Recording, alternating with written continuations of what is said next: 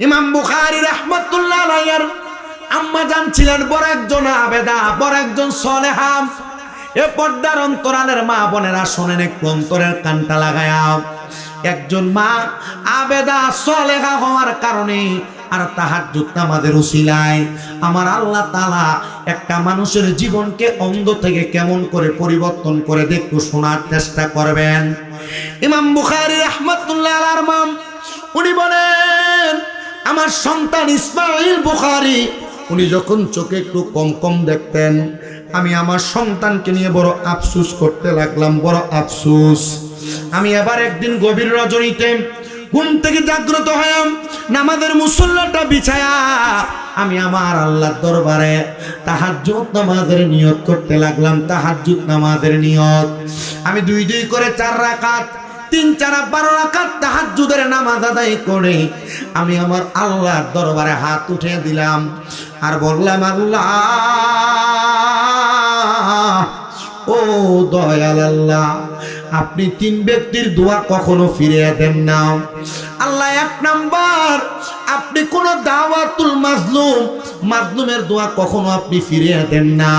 যদি আল্লাহ তাআলা মাজলুমের দোয়া কবুল করেন, এজন্য আমি আমার ওয়াজের ফাঁকে আপনাদেরকে টাচ করে যাই।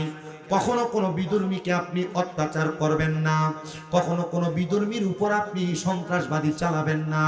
মনে রাখবেন, যদি সে কোনো অন্যায় না করার পরে আপনি তার উপর জুলুম করেন, অত্যাচার করেন, তখন যদি সে কোনো বদদুয়া দেয়, বদদুয়া আপনার উপর লেগে যাবে।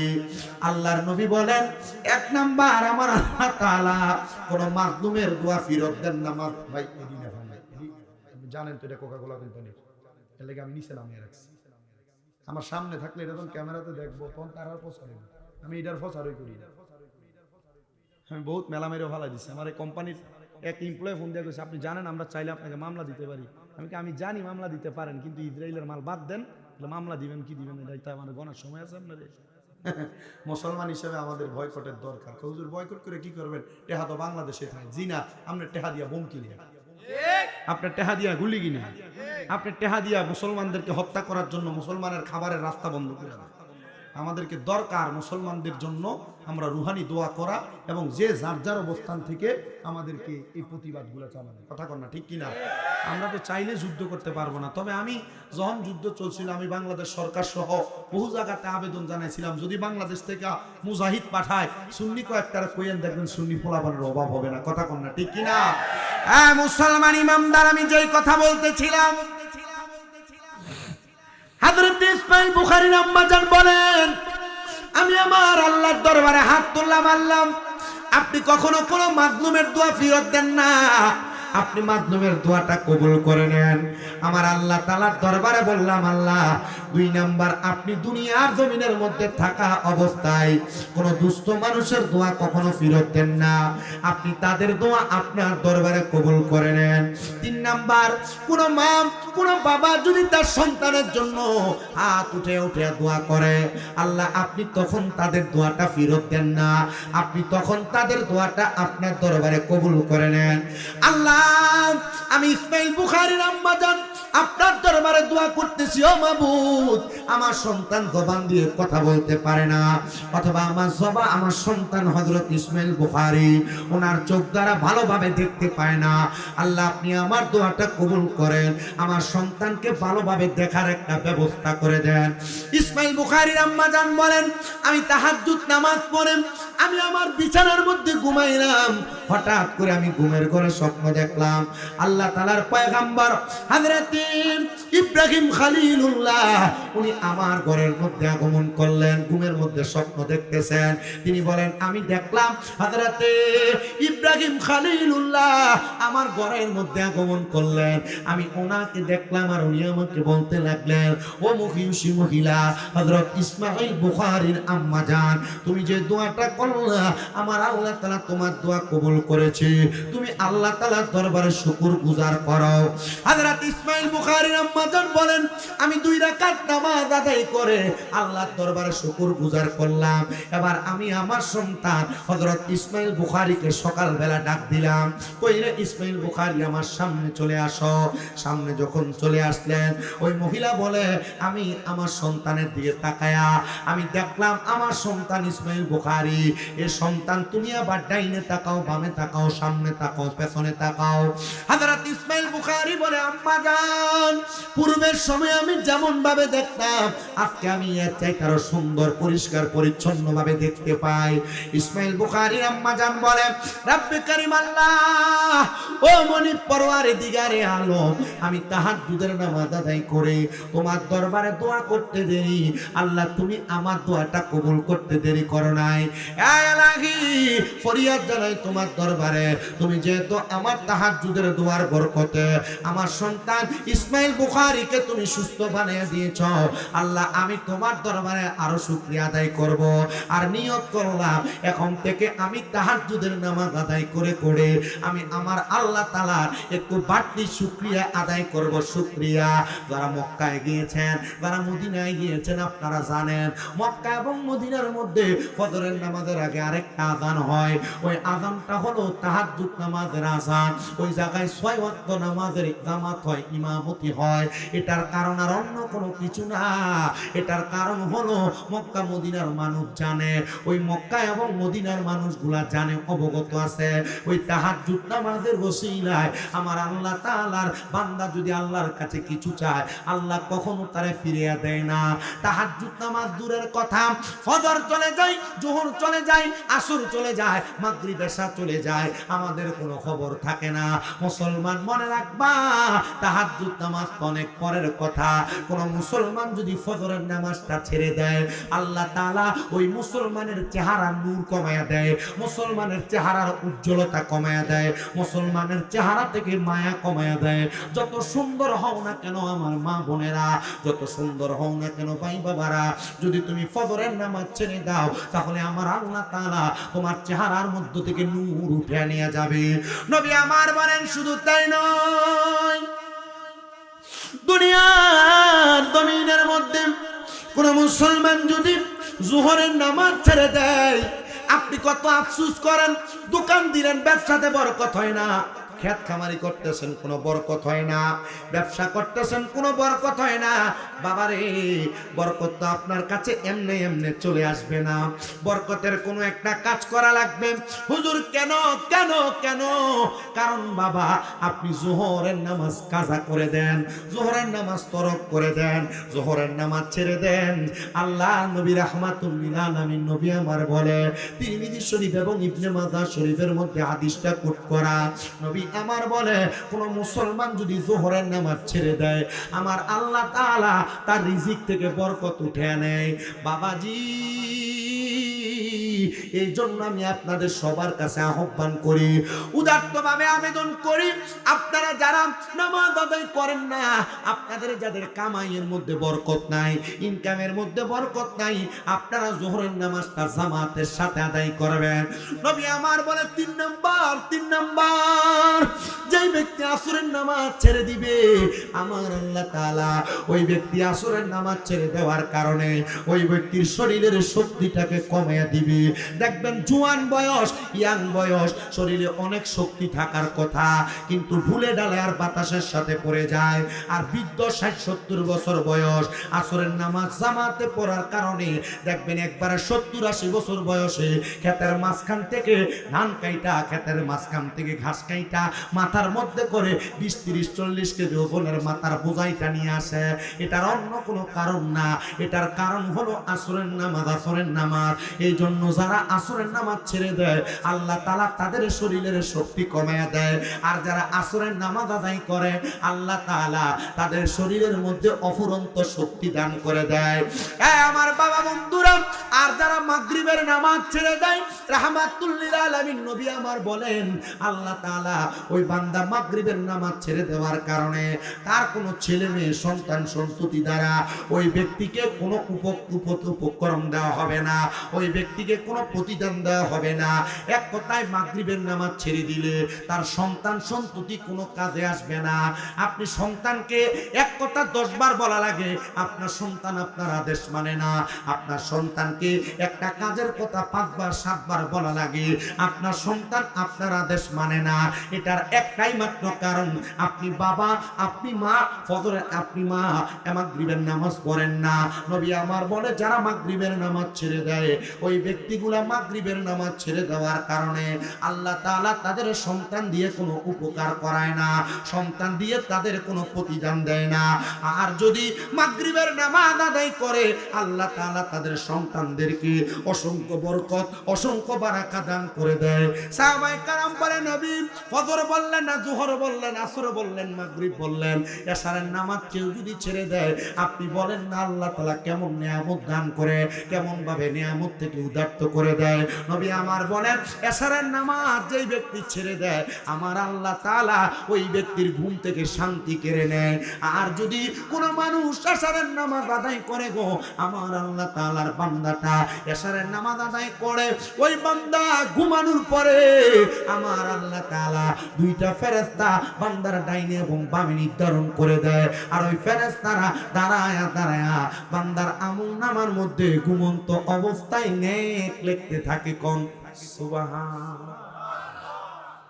নামাজের ওয়াজ করলে তো ভালো লাগে না এলাজি? আপনারা কোন তো বাবাজি, এই নামাজে যদি বরকত থাকে আমরা পড়ার দরকার আছে কিনা?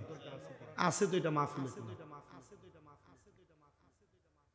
আমরা ফজর গেল ঘুমের ঘরে গো, জোহর গেল কাজে, আসর গেল হে এলাই দুলাই গো, মাগরিবে ঘুমের ঘরে গো।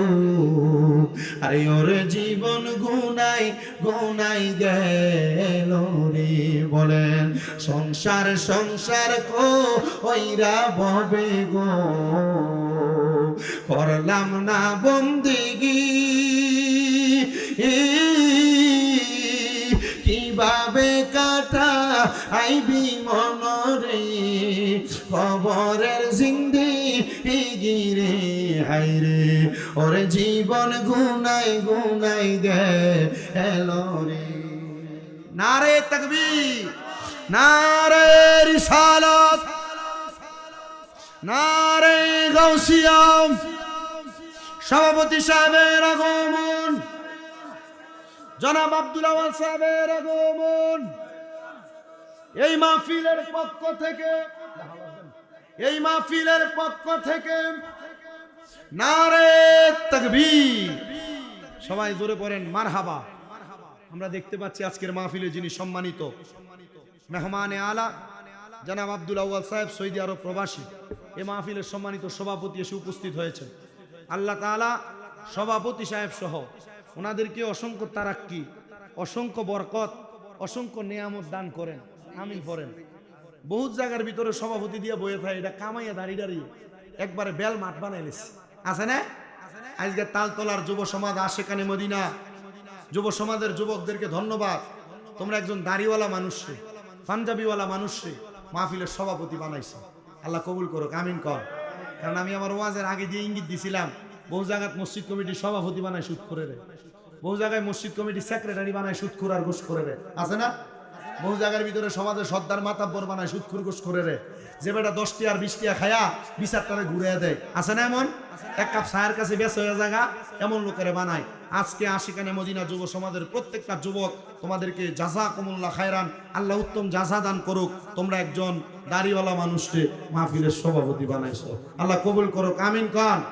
এটা আস্তে আমিন, কারো জোরে কোন আমিন। এবার বলেন ফজর গেল ঘুমের ঘরে গো, জোহর গেল কাজে, আসর গেল এলাই দুলাই গো, মাগরিবে সাগো ওমের ঘরে গো আরে ওরে জীবন গুনাই গুনাই গেলো রে হায় রে ওরে জীবন গুনাই গুনাই গেলো রে আরে বাড়ির পাশে পুকুর পারে গো বাঁধবি সুখের ঘর ভাইও নাই তোর বান্ধব নাই ওরে কে লইবে খবর রে হায় রে ওরে জীবন গুনাই গুনাই গেলো রে পড়বি পড়বি বলের যুবক নামাজটা পড়লি না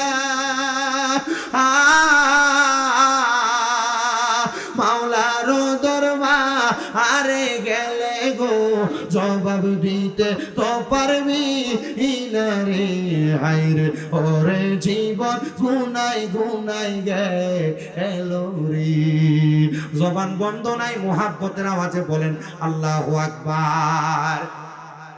আমার তালতলার মুসলমান, আমি আপনাদের কাছে 5 ওয়াক্ত নামাজের ফজিলত এবং তরক করলে আল্লাহ তাআলা কি মুসিবত আপনাদেরকে দিবে সেই কথাগুলা বলার আগে আমি তাহাজ্জুদ নামাজের ফজিলতের কথা বর্ণনা করেছি। শোনরে মুসলমান ইমামদার, মদিনার তাজিদার হুজুরপুর নূর সাল্লাল্লাহু আলাইহি ওয়াসাল্লাম নবী আমার বলেন, এই তাহাজ্জুদ নামাজের ওসিলায় আল্লাহ তাআলা একটা বান্দাকে বান্দা থেকে আল্লাহ তাআলার বন্ধুতে রূপান্তরিত করেন। বলে হুজুর কেমন করে করেন? শুনেন, আমি আপনাদের কাছে আরেকটা কারগুজারি শুনাইলে আপনারা বুঝতে পারবেন। দেখবেন আপনাদের এলাকার কোন এক মানুষ যখন মারা যায়, মারা যাওয়ার সময় বিছানাতে প্রস্রাব করে দেয়, পায়খানা করে দেয়, মারা যাওয়ার সময় নাকে মুখে দিয়ে রক্ত ছেড়ে দেয়। অনেক মানুষ মারা যাওয়ার সময় দেখবে মানুষটা জিহ্বার মধ্যে কামড় দিয়ে দিয়ে মারা যায়। আল্লাহর হাবিব সাল্লাল্লাহু আলাইহি ওয়াসাল্লাম নবীজির প্রখ্যাত হাদিস বিশারদ হযরত আনাস ইবনে মালিক রাদিয়াল্লাহু তাআলা আনহু তিনি বলেন, ও দুনিয়ার মানুষ শোনো গো, শোনো দুনিয়ার মানুষের দলেরা, আমি একদিন আমার নবী মুহাম্মদুর রাসূলুল্লাহ সাল্লাল্লাহু আলাইহি ওয়াসাল্লাম নবীজির কাছে প্রশ্ন করলাম, ইয়া রাসূলুল্লাহ, একটা মানুষের এমন মরণ তো ভালো কোনো সিগন্যাল দেয় না, ভালো কোনো ইঙ্গিত দেয় না। নবী গো আপনি বলেন না একটা মানুষ কেন এমন ভাবে মারা যায়? নবী আমার বলে, তার বদ আমল বদ খাসিয়ত তার এমন ভাবে মারে। ইয়া রাসূলুল্লাহ, বদ আমল বদ খাসিয়ত যদি একটা মানুষকে এমন ভাবে মারে, তাহলে আপনি বলেন না এই মরণে তো বান্দা শান্তি পাবে না, এই মরণে তো বান্দা কোনো প্রশান্তি পাবে না। নবী আমার চোখ মুবারকের পানি মুবারক গুলো ছেড়ে দিলেন আর ডাক দিয়ে বলেন, ইয়া আনাস ইবনে মালিক শোনো গো, শোনো কেন শান্তি পাবে না? এটার কারণ একটা না দুইটা না, এটার কারণ হলো বান্দা জন্মগ্রহণ করার পর থেকে বান্দা মৃত্যুবরণ করার আগ পর্যন্ত বান্দার কর্মপ্রণালীগুলো, বান্দা যে কর্ম করেছে বান্দা সে কর্মের মাধ্যমে বান্দার ইন্তেকাল হবে। বান্দা যদি ভালো কর্ম করে ভালো কর্মের কারণে বান্দার ভালো মৃত্যু হবে, বান্দা যদি বদ কর্ম করে বান্দার মৃত্যুটা বদ কর্মের মাধ্যমে হবে। ইয়া রাসূলুল্লাহ, বদ কর্মের মাধ্যমে যদি কোনো মানুষ ইন্তেকাল করে ওই মানুষটার ঠিকানা কোথায়? আল্লাহ তাআলার কোরআন বলে, ইন্নাল্লাযীনা আমানু ওয়া আমিলুস সলিহাতি উলাইকা হুম খায়রুল বারিয়া, নিশ্চয় যারা ঈমান আনে নেক আমল করে তারা হলো দুনিয়ার সবচাইতে ভালো মানুষ। কিন্তু আমার আল্লাহ তাআলা আয়াতে কারিমার আগের আয়াতে জানিয়ে দেয়, বান্দা ইন্নাল্লাযীনা কাফারু মিন আহলিল কিতাবি ওয়াল মুশরিকিনা ফি নারি জাহান্নামা খালিদিনা ফিহা উলাইকা হুম শাররুল বারিয়া। আল্লাহ বলে, বান্দা নিশ্চয় যারা কুফরি করে এবং আহলে কিতাবের অন্তর্ভুক্ত এবং শিরিক করে, মানে মুশরিক, আল্লাহ ছাড়া কাউকে সিজদা দেয়, মাছের পূজা, গাছের পূজা, সূর্যের পূজা করে, আল্লাহ বলে তাদের ঠিকানা হলো জাহান্নাম। তবে একদিন দুই দিন না, বান্দার ঠিকানা হলো খালিদিনা ফিহা, বান্দা চিরস্থায়ী বাসিন্দা হয়ে জাহান্নামের মধ্যে থাকবে। সাহাবায়ে কেরাম আমার নবীকে বলেন, ইয়া রাসূলুল্লাহ, এখানে কুফরি যারা করে কাফেরের কথা বলা হয়েছে। আহলে কিতাব যারা শুধু কোরআন মানে হাদিসের দলিল মানতে চায় না তাদের কথা বলা হয়েছে। নবীজি আপনার কাছে জানতে চায় যারা শিরিক করে মুশরিক তাদের কথা বলা হয়েছে, তো গুনাহগারের কথা তো বলা হয় নাই। নবী আমার এই আয়াতে কারিমার উপর ভিত্তি করে নবীজির প্রখ্যাত হাদিস বিশারদ গুলো, প্রখ্যাত মুফতিনে কেরাম, মুহাদ্দিসিনে কেরামরা বলতেছেন, ও দুনিয়ার মানুষ তোমরা শোনো, মানুষ শুধু কুফরি করার মাধ্যমে কাফের হয় না, একটা মানুষ ছোট ছোট গুনার মাধ্যমে কাফের হয়ে যায়। নবীজি কি বলেন? বলে হ্যাঁ। বলে কেমনে? শোনেন বাবা, আপনি একটা ছোট গুনাহ কাজ করলেন, গুনার কাজ, এই ছোট্ট গুনার কাজটা করার কারণে আপনার পরিচয় হলো আপনি গুনাহগার। বলেন আপনার পরিচয় আপনি গুনাহগার। কিন্তু আপনি দ্বিতীয়বার যখন এই গুনার কাজটা করতে যাচ্ছেন তখন আপনি জানেন এটা গুনার কাজ। জানার পর কোনো মানুষ যদি দ্বিতীয়বার আবার ওই একই গুনার কাজটা করে তখন ওই মানুষটা ফাসেক হয়ে যায়। ফাসেক হইয়া বান্দা যখন তৃতীয়বার একই গুনার কাজ আবার করতে যায় তখন ওই বান্দাটা মুরতাদ হয়ে যায়। বান্দা যখন চতুর্থবার আবার একই গুনার কাজ করতে যায় বান্দার মাঝে নেফাকি চলে আসে, বান্দা মুনাফিক হয়ে যায়, মুনাফিক। এবার যখন বান্দা মুনাফিক হয়ে যায়, বান্দা কোনো গুনার কাজ করতে আর তাদের কাছে দ্বিধাদ্বন্দ্ব মনে হয় না, গুনাহকে গুনাই মনে হয় না। রাহমাতুল লিল আলামিন নবী আমার বলেন, উম্মত যখন বান্দা গুনার কাজ বেশি বেশি করে তখন সে কুফরি করে। আর এই কুফরি করার কারণে বান্দা কাফেরের রূপ নেয়, তখন বান্দার ঠিকানা হয় জাহান্নাম। এবার আপনার মনে প্রশ্ন, আমি যদি জাহান্নামের মধ্যে যাই একদিন, 2 দিন, 3 দিন করে আমি কতদিন জাহান্নামের মধ্যে থাকবো? আমার মনে এটার ব্যাপারে প্রশ্ন থেকেই যায়। রাহমাতুল লিল আলামিন নবী আমার জানিয়ে দি, উম্মত শুনো, জাহান্নামের মধ্যে একজন জাহান্নামী মানুষ একদিন 2 দিন না, আল্লাহ তাআলা যখন জাহান্নামীদেরকে শাস্তি প্রদান করবে কমপক্ষে একটা জাহান্নামী জাহান্নামের আগুনের মধ্যে 3000 বছর জ্বলা রাখবে। 3000 বছর আপনি স্বাভাবিকভাবে জ্বলবেন না। ও কসবাতাল তলার বাবারা, ও পর্দার অন্তরালের মা, তোমরা যারা বেপর্দা চলো, বেহায়াপনা করো, নাচ গান নিয়ে ব্যস্ত, স্বামীর অবাধ্য, শ্বশুর শাশুড়ির উপর অত্যাচার অনাচার করো, মা তোমাদেরকে জাহান্নামের আগুনে জ্বলা লাগবে। বলে হুজুর কেন? এই জাহান্নাম কি শুধু আমাদের জন্য? না না না রে বাবা না, আপনারা যারা নামাজ ছেড়ে দেন, রোজা ছেড়ে দেন, পরের হক মেরে মেরে খান, আপনারা যারা অন্যায়ভাবে মানুষের সম্পদ দখল করে নেন, মনে রাখতে হবে প্রত্যেকটা ছোটখাটো গুনার কারণে আপনাকে জাহান্নামের আগুনে জ্বলা লাগবে। হুজুর কেন? আর ওই জাহান্নামের আগুনের মধ্যে আমার আল্লাহ তাআলা একটা বান্দারে কতদিন পর্যন্ত জ্বালাইবো আপনি একবার বলেন না। নবী আমার বলেন, উম্মত শোনো শোনো শোনো, ওই জাহান্নামের আগুনে আল্লাহ যখন একটা মানুষকে 3000 বছর জ্বালাবেন, 3000 বছর জ্বালানোর সময় একটা মানুষকে ডাইরেক্ট জাহান্নামের মধ্যে ফেলে দেওয়া হবে। ওই জাহান্নামের মধ্যে ফেলে দেওয়ার পর জাহান্নামের আগুন এমন উত্তপ্ত, এমন লম্বা লম্বা আগুনের ধুমকুনি আসবে। ওই জাহান্নামের আগুনের জিহ্বাটা এমন লম্বা হবে, জাহান্নামের আগুনের জিহ্বা যেই জায়গায় থাকবে সেখান থেকে যদি একটা পাথর নিক্ষেপ করা হয় জাহান্নামের নিম্ন দেশে আসতে 500 বছর লাগবে, তবুও জাহান্নামের রাস্তা শেষ হবে না। নবী আমার জানায়, ওই জাহান্নামের লাল রঙের আগুনের মধ্যে একটা বান্দাকে আমার আল্লাহ তাআলা 1000 বছর ধাও ধাও করে জ্বালাইবেন। 1000 বছর জ্বালানোর পরে আল্লাহ তাআলা ওই আগুনের রংটাকে সাদা ধোঁয়াওয়ালা রং বানিয়ে দিবে। বান্দাটা আগুনের মধ্যে ধাও ধাও করে জ্বলতে থাকবে। এবার যখন 2000 বছর শেষ হয়ে যাবে, বান্দার জাহান্নামের আগুনটারে আমার আল্লাহ তাআলা এবার কালো ধোঁয়াযুক্ত আগুন বানিয়ে দিবে।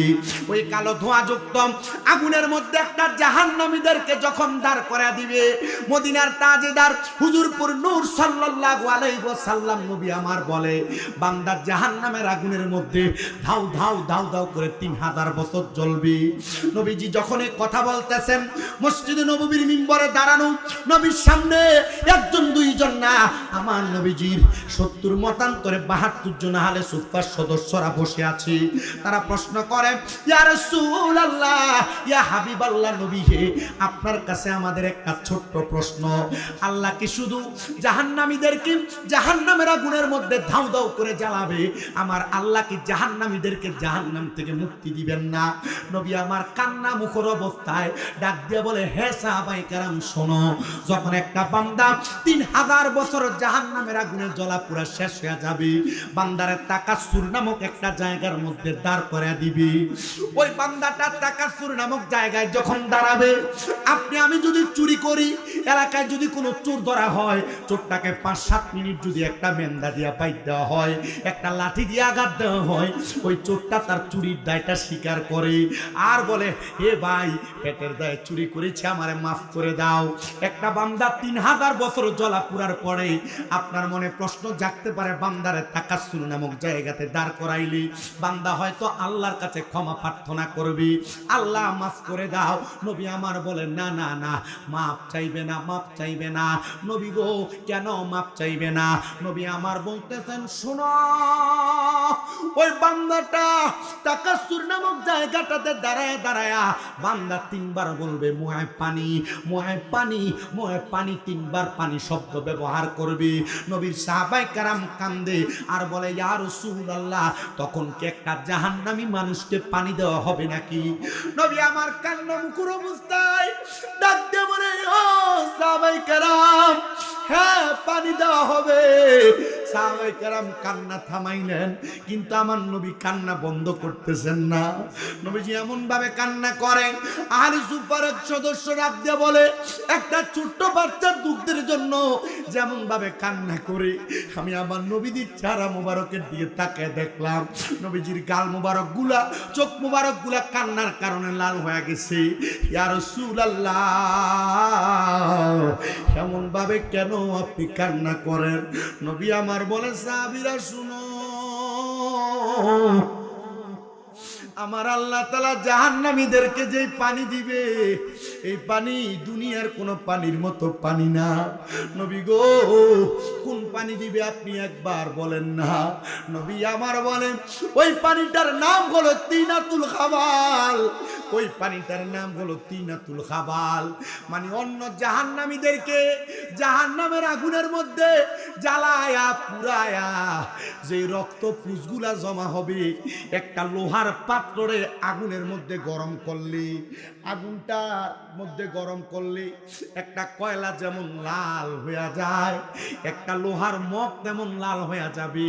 জাহান্নামীদেরকে উত্তপ্ত টকবক টকবক করে ফুটনেওয়ালা রক্ত পুষগুলা দেওয়া হবে বান্দাকে পান করার জন্য।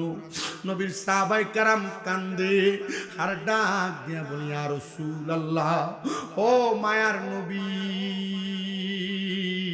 তখন কি আপনার উম্মত ওই গুনাহগার বান্দাটা ওই জাহান্নামীদের রক্ত পুস্তিনাতুল খাবাল পান করবে নাকি?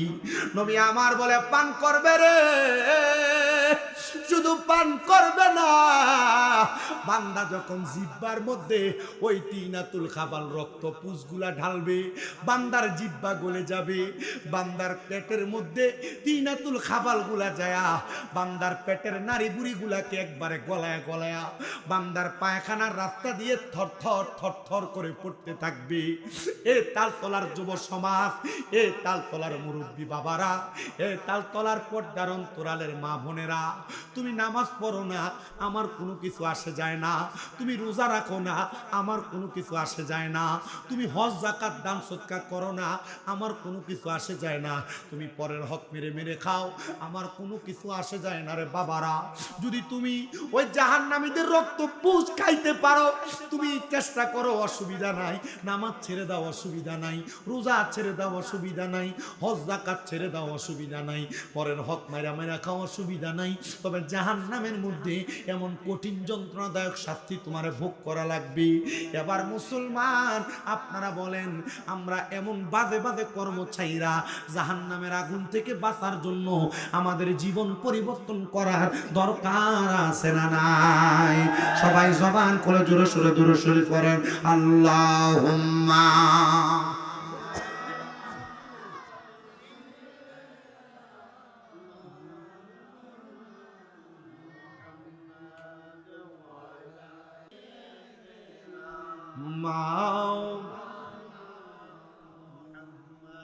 1 ঘন্টা 13 মিনিট হয়েছে, শেষ হয়েছে কোন দিক দিয়ে টের পাইছেন? আমার কাছে এর থেকে আরো ওয়াজ আছে, 2 ঘন্টা চলে যাবে, আপনি টের পাবেন না। আমার ওয়াজ শুধু ইউটিউবে দেখেন আর কি, হয়তো জিকির আজকার গজল অনেক কিছু সারে না, ওয়াজ দেখেন না। আমি এই কবরের ওয়াজ, আমি করি হাসরের ওয়াজ, আমি আল্লাহ জাহান্নামের আগুনে দাও দাও করে জ্বালাইব, নিচি জ্বালাই বন্ধ, নিচি জ্বালায়। আমি লিখছি আল্লাহ তাআলা জান্নাতের ভিতরে অফুরন্ত নেয়ামত দান করবে, এক একজন মুমিনকে 40 জন করে হুর গিলমান বউ দিব, এর নিচি জ্বালায় বেদাতি। আচ্ছা হইলো কোনো কথা? পরে এর আইডির ভিতরে ঢুকে দিয়ে দাঁড়িয়ে ফোন সেভ করিনি,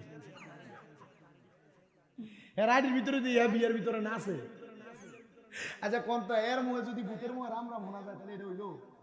আমি করি জান্নাত জাহান্নামের ওয়াজ, আমি করি তাহাজ্জুদ নামাজের ফজিলতের ওয়াজ, আমি করি মা বাবার খেদমতের ওয়াজ, আমি করি মুরব্বীদের সাথে সদাচরণের ওয়াজ, এর নিচে দিয়ে লেখতাছে বেদাতি, সিন্নি খো, জিলাপি খো, হিসাব আর তো কি আমরা কিছু হইব দেনি তা বন্ধ। আর বেদাতি কইতে কইতে এক এক করে মাদ্রাসা করছি 6টা, কয়টা তো কও শামীম রাজার বন্ধ, অসুবিধা কি? আমার মাদ্রাসা যাইবা, আজকে এক লগে এক মাদ্রাসা পুরো 413 জন পোলামেনের বই দেওয়া হয়েছে। এক মাদ্রাসার কথা বলছি, এটা যারা রাস্তার ভিতরে নাইমা রাস্তা ব্লক করে ফোলাফাইন দিয়ে গাড়ি ভাঙচুর করে, আমরা যদি কই যে আমরা কইরাম ভাইরাম নি কি ভাবতাম না ভাইরাম, আমরা এটা করি না, কথা কই না, আমরা এটা কিটা এটা আমরা করি না।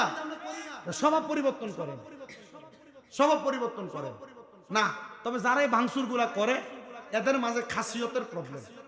আমি নিজে কমি মাদ্রাসার ছাত্র, কথা বলি কি ছাত্র আমি নিজে, আমি আমার নুরানি নাফেরা পড়ছি কমি মাদ্রাসা, হেফজত 3 পারা পড়ছি কমি মাদ্রাসা, আমি আমার কারিয়ানা করছি কমি মাদ্রাসা, আমার তাইসিরের ভিতরে একজন শিক্ষক আছে কমি মাদ্রাসা, আমার যিনি তিরমিজি শরীফের দরজ দিচ্ছে তাও কমি মাদ্রাসার এক শিক্ষক, বুখারী শরীফের 2য় খণ্ড বুখারী শরীফের শেষের অংশ দিয়ে আমার যিনি পড়াইছে তিনিও কমি মাদ্রাসার শিক্ষক।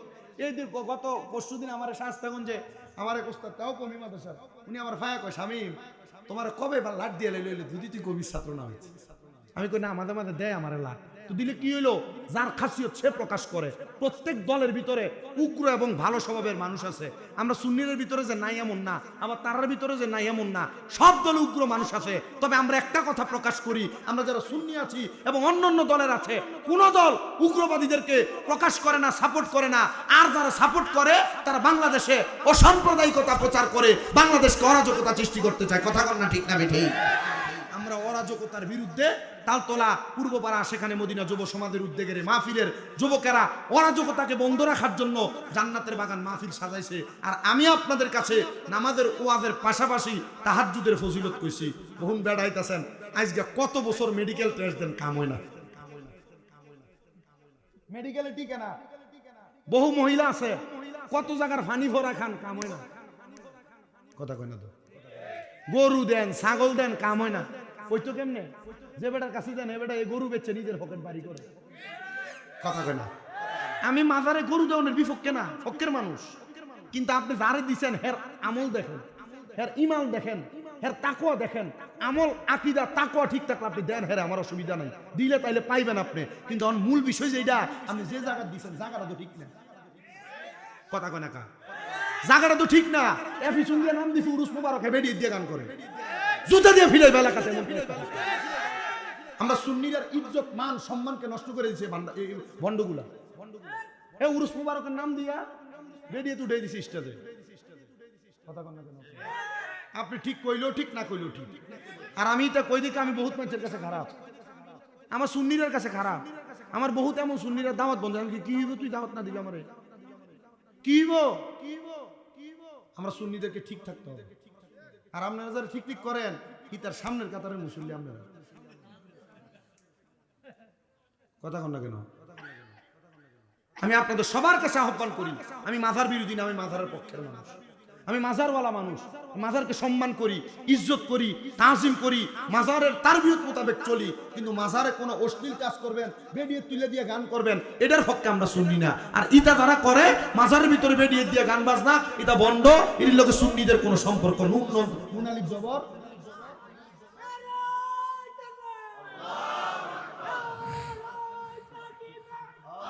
দিছে। আর আগে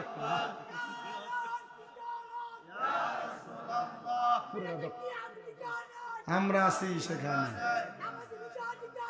আমরা আছি সেখানে।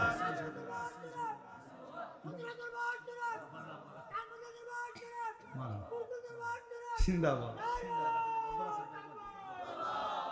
মাশাআল্লাহ, মারহাবা কোন, মারহাবা। এই মাহফিল কমিটি কই আসো রে, এটা ভাত খাবাইও, দোয়াত করলে চলবো তো, ফ্যাট চলবো কেমনে? আল্লাহ আপনাদেরকে কবুল করেন, আমিন পড়েন। বিদেশ যাইতে পারেন না, ব্যবসায় বরকত হয় না, কোনো কাজে উন্নতি হয় না, মা বোন পেটে সন্তান আসে না। আমার এমন 17-18 জন ভক্ত আছে যাদের গর্ভে সন্তান আসে না, 3 মাসের তাহাজ্জুদে আল্লাহ সন্তান দিছে। 9 বছর সন্তান হয় না। নবীনগরের মহিলা আছে, আল্লাহ তাআলা 9 বছর পরে সন্তান দিছে। এমনও সন্তানের মা বাবা আছে, একটা হওয়ার পর 6 বছর 7 বছর সন্তান হয় না, তাহাজ্জুদ নামাজের ফজিলতের কারণে আল্লাহ সন্তান দিছে। আমি আপনাদের কাছে উদারত আহ্বান করব, আপনি নামাজি হন, বিনয়ী হন। কেন?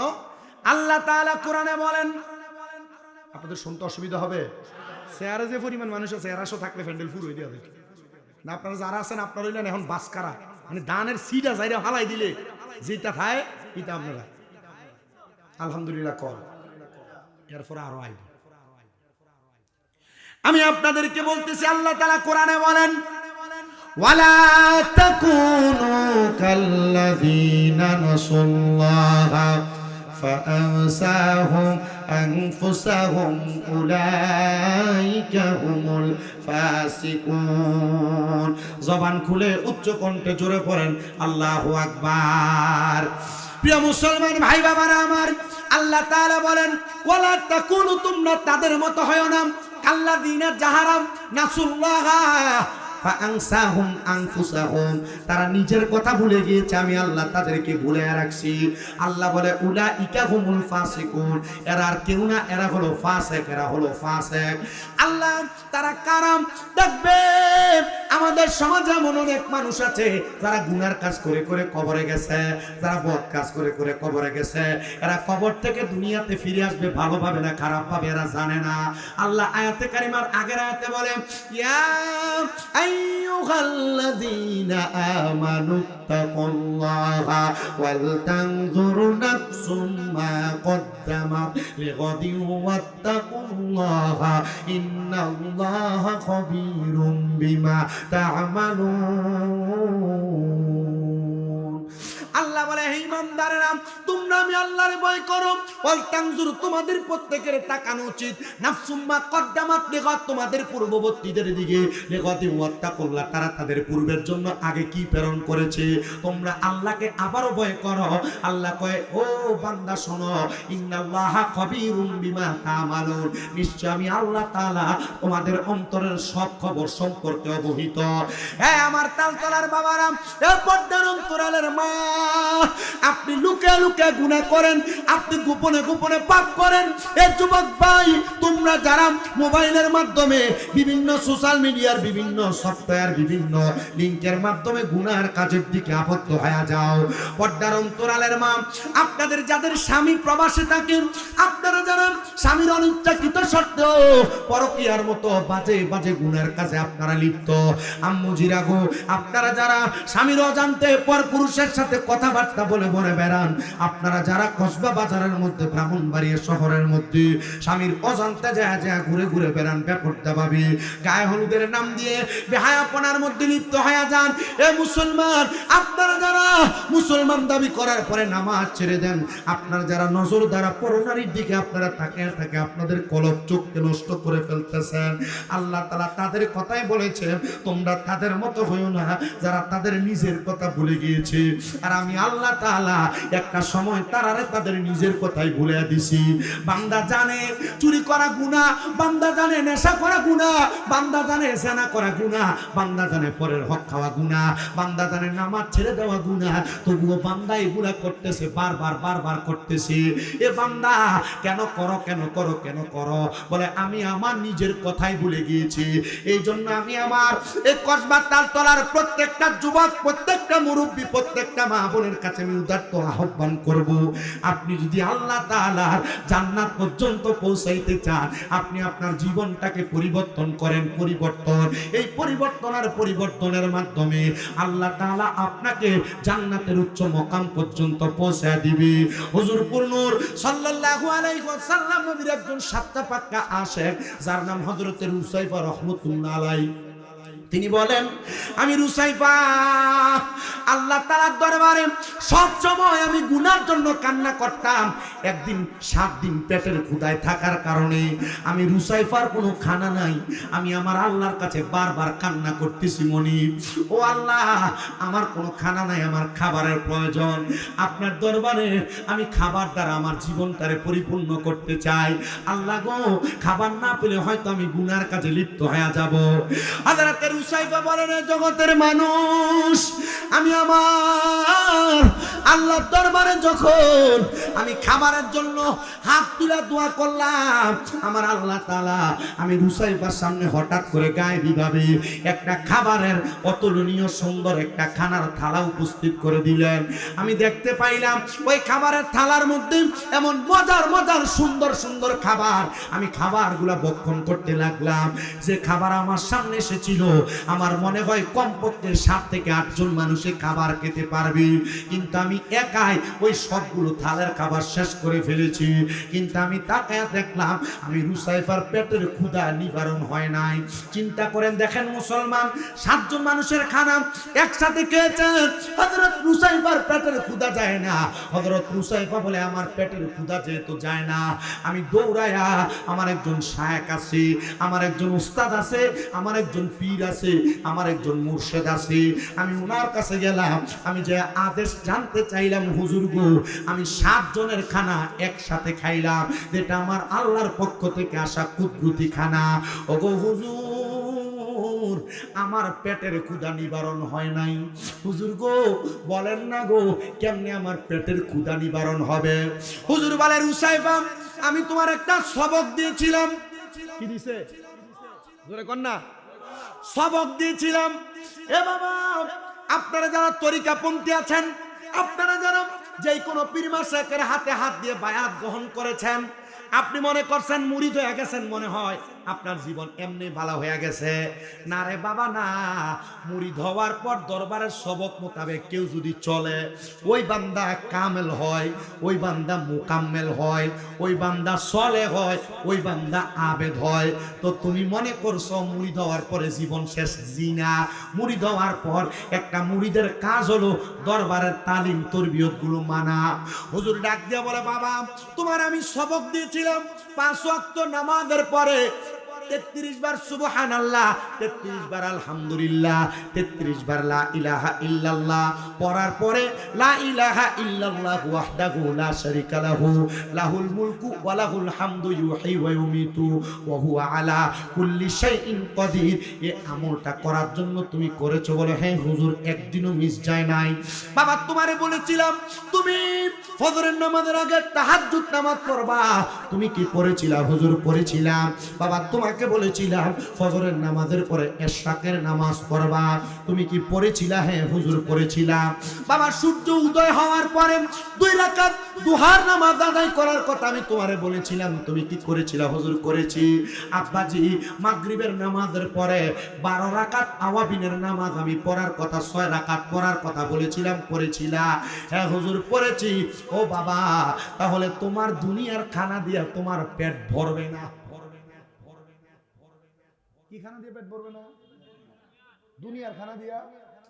হযরত রুসাইফা বলে, জগতের মানুষ, আমার দুনিয়ার খানা দিয়া পেট ভরবে না। আমি জিজ্ঞাসা করলাম, হুজুর, কোন খানা দিয়ে আমার পেটের ক্ষুধা নিবারণ হবে? একটা বার আপনি আমারে বলেন না। হুজুর ডাক দিয়া বলেন, বাবা, গভীর রজনী হয়ে গেছে, যাও বাড়িতে যাইয়া তাহাজ্জুদ নামাজের মুসল্লাটা বিছায়া আমার আল্লাহ দরবারে তুমি কান্না করো। দেখবে আমার আল্লাহ তাআলা তোমার মনের আশা পূরণ করবে, তোমার পেটের ক্ষুধা নিবারণ করবে। হযরত রুসাইফা বলেন, আমি আমার মনের কোনো আশার কথা আমি আমার হুজুরকে বলি নাই। হুজুর নিজে থেকে ইলমে লাদুন্নির মাধ্যমে উনি বলে দিয়েছেন। হুজুরের কথা শুনলাম, আমি তাহাজ্জুদের নামাজ আদায় করে আল্লাহ আল্লাহর দরবারে আল্লাহ আল্লাহ আল্লাহ বলে বলে আমি চিৎকার করতে লাগলাম। আমি দেখলাম গো, আমি মাত্র 24 বার আল্লাহর শব্দ আমার জবান দ্বারা উচ্চারণ করার কারণে আমার আল্লাহ তাআলা আমার পেটের ক্ষুধা নিবারণ করে দিয়েছে।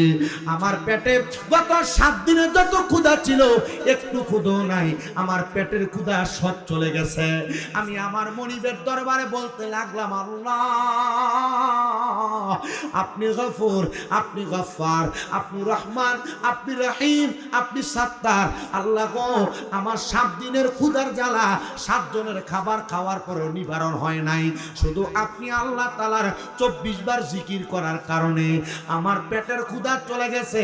আল্লাহ গো, আমি রুসাইফা আমার জন্মের পরে আমার আব্বারে দেখি নাই। আমি রুসাইফা যখন আমার বয়স 12 মাস আমার আম্মা জান আমারে ফালায়া দুনিয়া থেকে বিদায় হয়ে গেছে। ওগো আল্লাহ, আমি এখনো পর্যন্ত কামালিয়ত অর্জন করতে পেরেছে কিনা আমি এখনো পর্যন্ত জানি না। রাব্বে কারীম